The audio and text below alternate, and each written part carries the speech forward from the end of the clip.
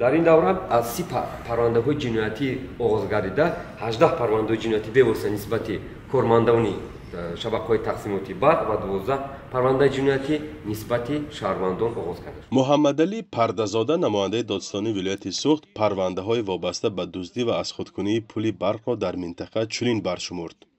ӯ ва ҳамкоронаш дар нишасти матбуотӣ гуфтанд, ки дар 6 моҳи имсол беш аз 900 касро ба ҷавобгарии интизомӣ ва маъмурӣ кашиданд.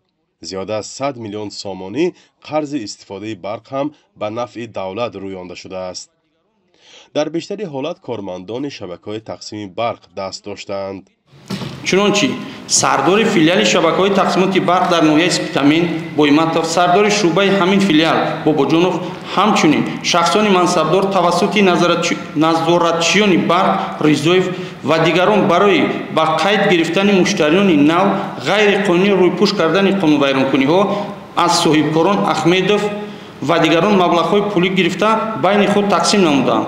ҳамчунин шахсони номбурда аз 60 нафар муштариён тавассути корди шахсии Душанбе Сити барои рӯйпӯш намудани қоидавайронкунӣ, кашидани хати қувваи барқ, гирифтани муоинаи техникӣ, омода сохтани ҳуҷҷатҳои шарти техникӣ ва дигар хизматрасониҳо, ҳамчунин пора ба маблағҳои калони пулӣ гирифтаанд. мақомоти Тоҷикистон солҳо боз мардумро гунаҳкор мекарданд, ки ҳаққи истифодаи нерӯи барқро дуруст пардохт намекунанд ва ё онро бидуни ҳисобкунак истифода бурда ба хазинаи давлат зарар мерасонанд. сокинон баръакс мегуфтанд, ки ҳар моҳ нозирон пули барқро аз онҳо меситонанд, вагарна бегармиву рӯшноӣ хоҳанд монд. идораи мубориза бо коррупсия дар вилояти Суғд ҳам дар ним сол 6 мавриди азхудкунии пули барқро ошкор кардааст.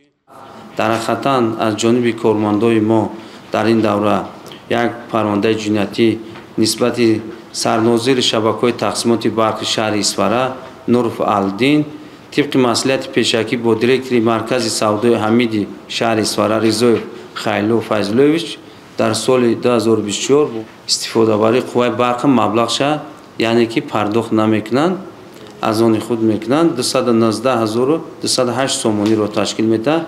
нисбати номбурдагон бо модели 153 илова 1 қисми 2 бандои БВ ва 295 қисми 1 кодекс ҷиноятии ҷумҳурии Тоҷикистон парвандаи ҷиноятӣ оғоз карда шуд. ба гуфтаи Салимзода ин парванда феълан ба додгоҳ фиристода шудааст, вале мавқеи гумонбарон маълум нест. хабарнигорон пас аз шунидани ин суханҳо мавзӯъро аз намояндагони идораи барқ пурсиданд. онҳо на ҷузъиёт доданд ва на мавқеи худро баён доштанд.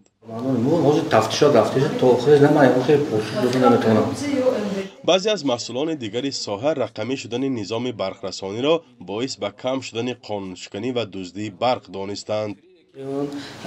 дар ҳисоби китоби барқ гӯем ки дастрасии кормандон ё аз тарафи кормандон охир камрӣ кардан дар воқ нест, умуман нест. фақат ҳолатҳои техникишонаш мумкин. ин радду бадалҳо дар ҳолест, ки баҳори имсол бо ислоҳи кодекси ҷиноӣ барои дуздӣ ё истифодаи ғайриқонунии нерӯи барқ аз 27 000 сомонӣ ҷарима то 10 сол зиндон таъин карданд. баъди ин масъулони ҳукумат эътироф карданд, ки дар муассисаҳои тақсими барқ ришвахории зиёд, тасарруфи пули муштариён, дасткории системаҳои билингии пардохти нерӯи барқ вуҷуд дорад. баръакси солҳои пеш, ки мегуфтанд мардум ва муассисаҳо пулро дуруст намепардозанд. коршиносон мегӯянд ин оғози кор аст ва мақомот дар оянда бояд ба таври воқеитар ба ошкоркунии ҷиноят майл намоянд. онҳо ҳоли моҳичаҳои худро қапиданд, лекин кидҳо, наҳангҳои калон ҳоли қапидан дар пеш. онҳоро медорам, ки қапидан ин қадар кори душвор нест.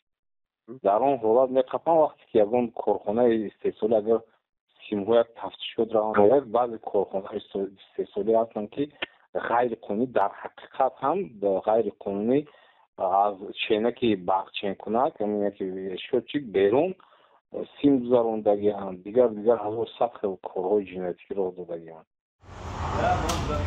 тоҷикистон солҳо боз бо мушкили таъмини нерӯи барқ рӯбарӯст, вале маълум нест то куҷо таъқиби ҷиноии шаҳрвандон барои дуздии барқ ва ё азхудкунии пули он барои сабуктар шудани ин мушкил мусоидат мекунад. фарзон муҳаммадӣ, Радиои Озодӣ, шаҳри Хуҷанд.